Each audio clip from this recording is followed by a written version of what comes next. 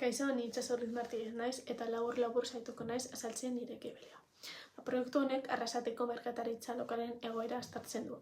Gazteen kontsumo ohiturak eta bertako erosketaren aldeko faktoriak ikertuta merkataritza lokalaren sustapenerako estrategiak eta kontzientziazio kanpainak proposatzen ditu. Proiektuaren helburua tokiko merkataritza egokitzea da, gazteen eskaerak eta plataforma handien gaitasuna kontuan hartuta. Emaitzen arabera, tokiko merkataritza modernizatu behar da, kontsumitzaileen aldaketei erantzunez eta gazteen parte hartzeaz sustatu. Mondragon enkiesa sariak balioen garrantzia nabarmentzen du eta gazteen kontsumo joera kontuan hartuta Arrasateko merkataritza indartzeko estrategia proposatzen ditu. Tokiko talentua erakartzea, negozioen ikusgarritasuna hobetzea eta inklusioa sustatzea. Laburbilduz, lan honek tokiko merkataritzan talentua, aniztasuna eta inklusioa sustatzeko interbide praktikoa proposatzen ditu komunitatearen onura ekonomiko eta soziala indartzeko. Eskerrik asko zuen arretagatik.